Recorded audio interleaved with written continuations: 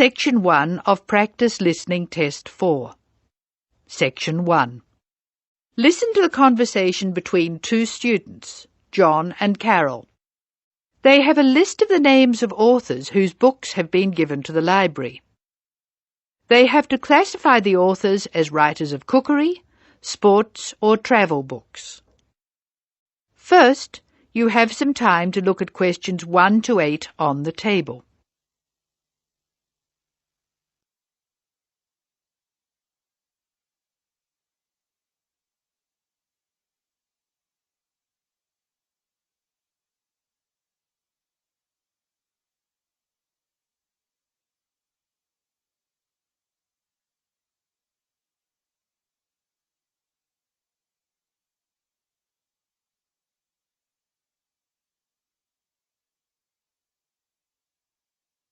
You will see that there is an example which has been done for you. The conversation relating to this will be played first. This is a great collection of books, isn't it? Very impressive. Who gave them to us? Apparently the donor was a book reviewer. There are a lot of books about sport. Here's one, My Life in Cricket. Well, that's certainly sports. Who's the author? Peter Adams. He also wrote Journeys Through Spain. Did he? Peter Adams writes books on both sports and travel, so S.T. is written against his name. Now we shall begin.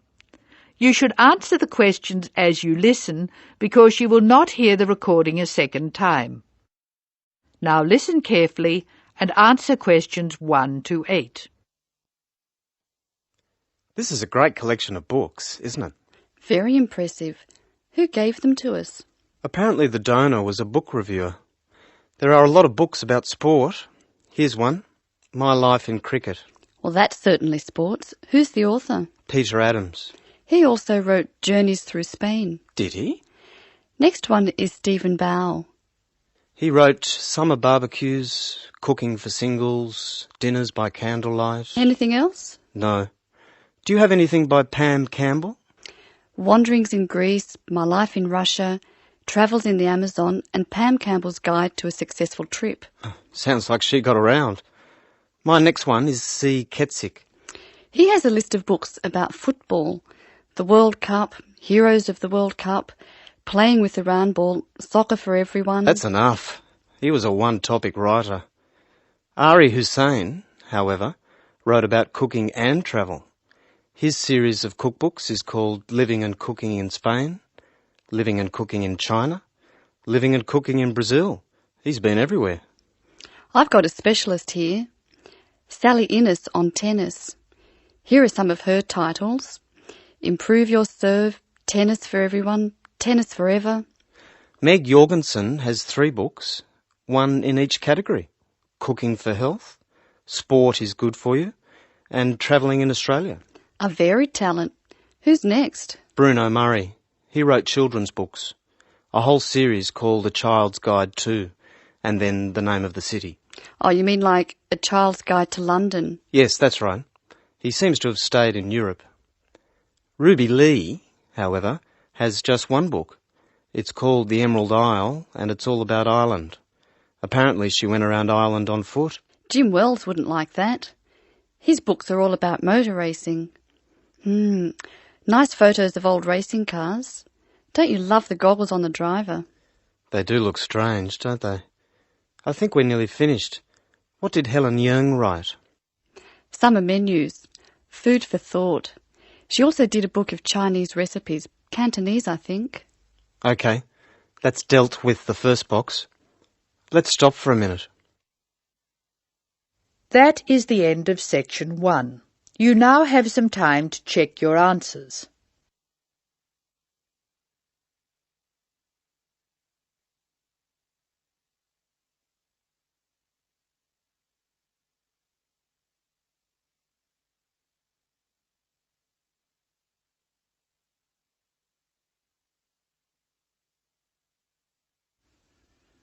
Now turn to Section 2. Section 2. You are going to hear a talk by a student advisor who is inviting new students to a welcoming party. Look at the invitation. Tick if the information is correct or write in the changes. First look at questions 9 to 14.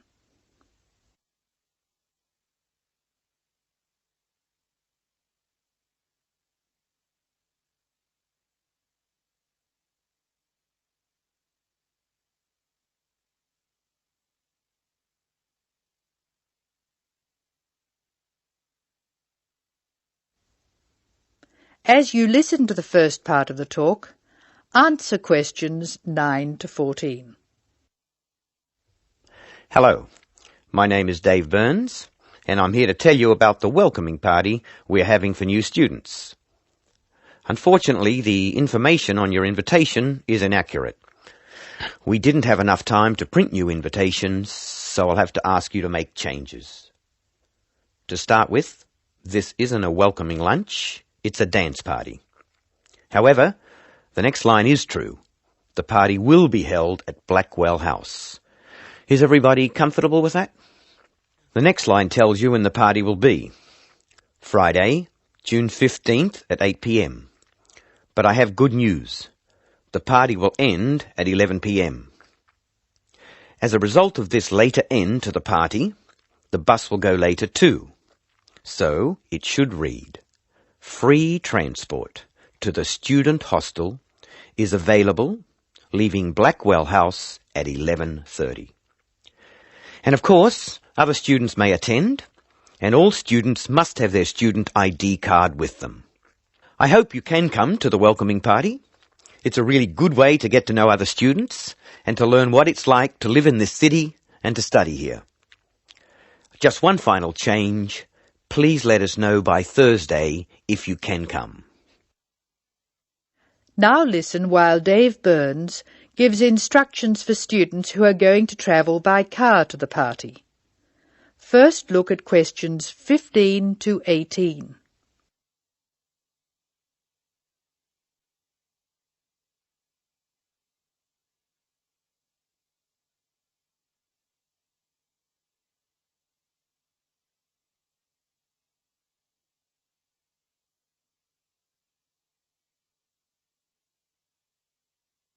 Write no more than 3 words for each answer.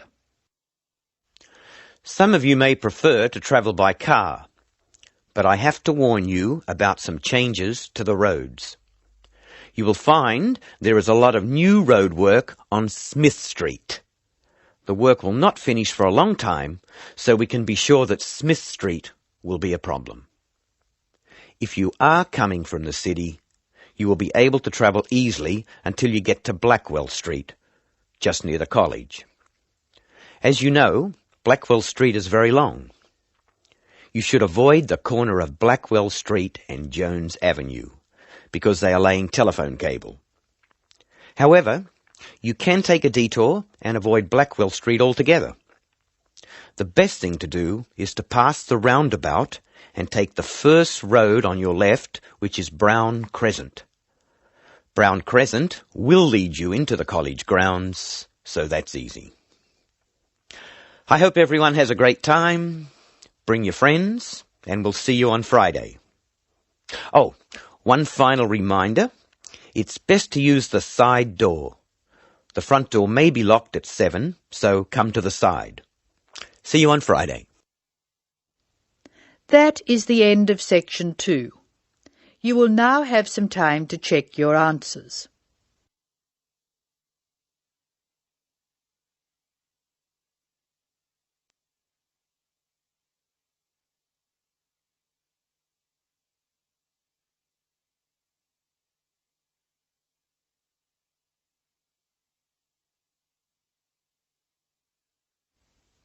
Now turn to section 3. Section 3. In this section you will hear a discussion between 2 students who have to describe a lawn sprinkler for part of their general science course.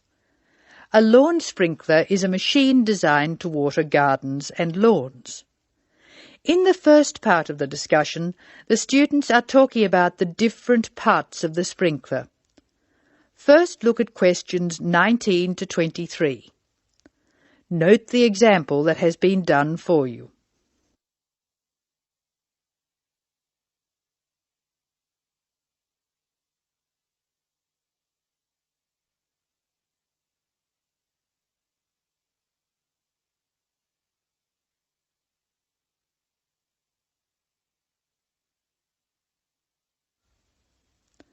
Now listen to the conversation and label the parts of the sprinkler on the diagram. Choose from the box. There are more words in the box than you will need. Hello, Scott. I believe you're going to be my partner for this practical session. Have you got the model set up? Yes, it's right here. The instructions say we have to describe it first and label the diagram. I've started from where the water enters the machine. The water enters through a hose pipe and then it turns a water wheel. You can see where the wheel is marked by an arrow pointing upwards. It's called a water wheel because it's designed so the water will catch against the wheel. This action spins a series of gears. How are you going to describe the gears? There are 2 worm gears, one vertical and one horizontal. The horizontal worm gear drives a circular gear. That gear is connected to a crank which changes the motion. The crank is already labelled. Do you see the 2 white arrows? I see. Okay. The water has passed across the water wheel. Then what? Okay. Then you could say the water passes through the spray tube. Yes, I see. And the water is then spread over the lawn through holes at the top of the spray tube. How are you going to describe the base? How about this? The sprinkler stands on a base consisting of 2 metal tubes which join at a hinge at one end and continue into a plastic moulding at the other. That's certainly starting at the bottom. Do you want to mention that there's no water in the base? I don't think that's necessary. If you look at the diagram, it's easy to see that the only metal tube to contain water is the spray tube. You can actually see the water coming out of it. Now listen while Linda and Scott's instructor, Mark Stewart, talks to them. Answer questions 24 to 29.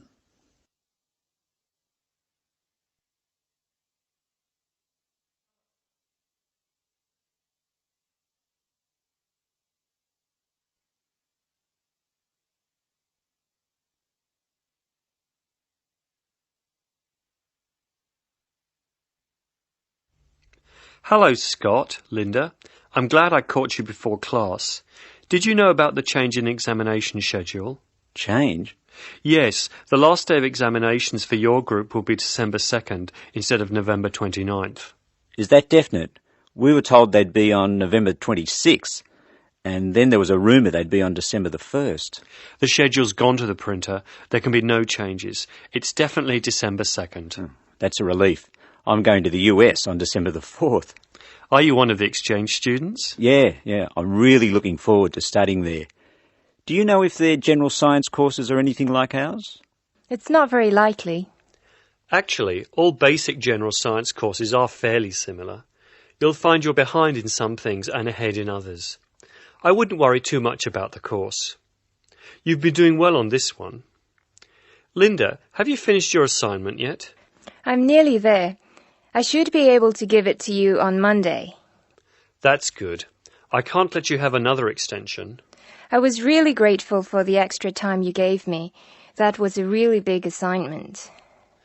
Well, I'll expect it next week. Now, would you like to hear the details of the timetable? Oh, yes, please. I've just finished putting it on the notice board downstairs.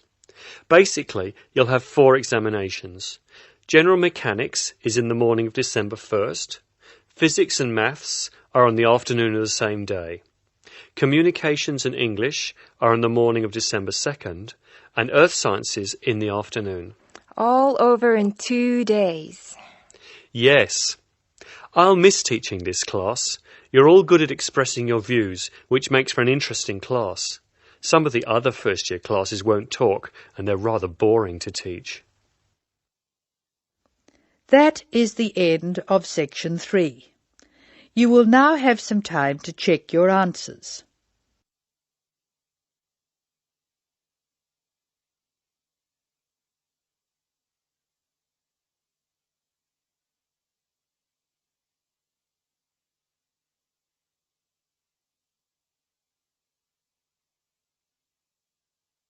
Now turn to Section 4.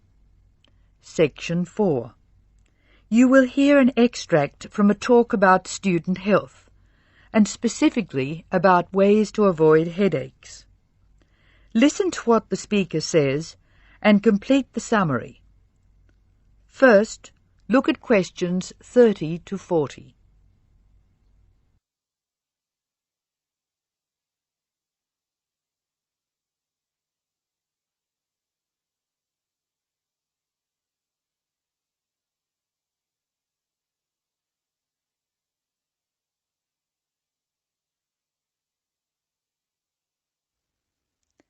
As you listen to the talk, answer questions 30 to 40. Complete the summary. Use words from the box. There are more words in the box than you need. Some words may be used more than once. Hello, welcome to the Student Orientation Programme. Today's session is on health issues, and this talk is about headaches and how to avoid them. It may surprise you to hear that headaches are often caused by hunger. In fact, one study suggested that 70% of headaches are related to hunger, which makes it the principal cause. The advice is simple. Eat 3 meals a day and try to keep to a fairly regular schedule of meals. People associate noise with headaches, and for most of us, excessive noise creates the conditions for a headache. Very loud noise is unpleasant, and people usually remove themselves from it. Having said that, younger people tend to tolerate noise better than their elders, so I may be leaving noisy places far earlier than you. Just remember that exposure to too much noise may predispose you to a headache. Of course, we all associate headaches with studying. In fact, the headache probably doesn't come from the studying so much as from being tense. When we study hard, we often hunch over our work. Try raising your shoulders and tensing them, and now relax. Can you feel how much more comfortable a relaxed stance is? Another thing, it's very important to check that you're working in a good light. It will not actually hurt your eyes to work in a bad light, but it will make you tired very quickly and is very likely to give you a headache. What's more, if you have the book flat on a desk in front of you, it'll be harder to read, and you'll have to hold your head at an odd angle. It is wise to have a book rest, which raises the material you are reading 45 degrees to the desk. This will help reduce your chance of a headache. Try to relax before bed, so that you will be relaxed when you try to sleep. A soak in a hot bath may be helpful. It's also important to really sleep when you go to bed. A good mattress is a wise investment for people who want to avoid headaches. This talk seems to keep coming back to tension. Tension may cause you to chew too forcefully, clench your jaw or grind your teeth, and this in turn may lead to headaches. It is very easy to say that you shouldn't grind your teeth, and very hard to stop, particularly if you grind your teeth in your sleep. Try to avoid situations which will make you tense, particularly just before bed. If you do compulsively grind your teeth in your sleep, ask your dentist about a soft mouth guard. In general, try to eat regular meals and avoid tense situations. Be sure you get plenty of exercise. Hopefully your headaches will be greatly reduced. One other thing I should point out, avoid smoky rooms and cars. Such places certainly encourage headaches, and the smoke may be doing you quite serious long-term damage. That is the end of Section 4. Now you have some time to check your answers.